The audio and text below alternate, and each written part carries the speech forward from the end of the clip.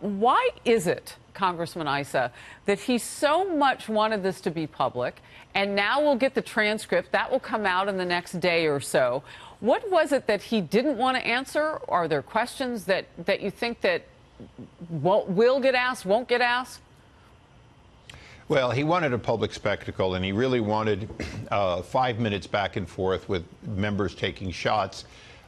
He almost got it because he is going to have that transcript public very shortly. The one thing I can tell you today that surprised me is that under Trey Gowdy's questioning and John Ratcliffe's, it was the Justice Department, meaning the FBI attorney who's in there with him, that time and time again, I think to his pleasure, told him not to answer question after question fundamental to the investigations that brought him there.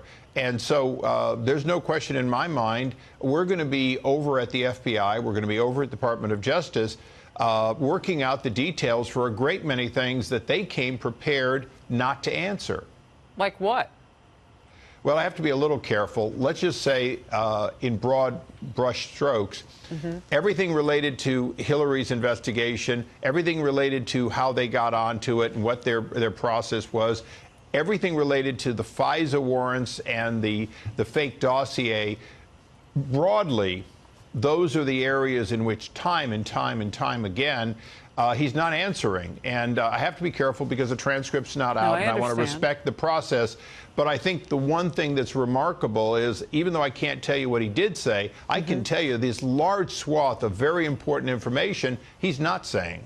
Well, was he asked at all, and can you ask him at all about why employees who were showing bias in their text messages were not completely removed from the agency? I'm talking about Peter Strzok and Lisa Page, who were all over texting on their work devices about how they wanted to keep President Trump out of the White House. When the transcript comes out, you're going to see incredible detail by Trey Gowdy of those questions, exactly the ones you're talking about.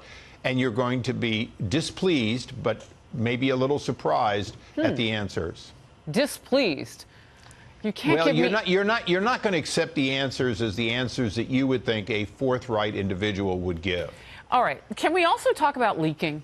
Because yes. That conversation was deepened when we found out. I mean, we knew that there were leaks of phone calls with world leaders and the president's early calls with those that were made early on in his presidency, and that sits in one lane. But when you have the FBI director leaking to a buddy whom he knew about certain things that we now know to be true, did you ask him why he did that? Those questions are being asked, and this is exactly where Comey speaks out of both sides of his mouth. You know, he doesn't want to answer a lot of questions. Even when he answers, I would call them evasive. And then, as you say, he's been a master of leaking. And, you know, what's irritating, Harris, and I think what the American people really are upset about is the FBI will claim these privileges of ongoing investigation, which, by the way, is not a legal privilege, but it's one they claim. And then they will, for their own purposes, leak what they want to leak to get something, and then complain about leaks. You know, one of the things I learned in 18 years here in the House is that if you believe in transparency, you have to be consistent. The FBI is not consistent. And we in Congress have to make sure the executive branch becomes more consistent in either they don't tell anyone something because it really does protect sources and methods and lives, or it's open to the public at a reasonable time as their right to know. And we're not getting that. All right. Congressman, I'm curious. You're about to leave. You're exiting. You're on the Oversight Committee. If you guys don't get the questions now, will we ever get the answers to some of these questions? A very quick last word.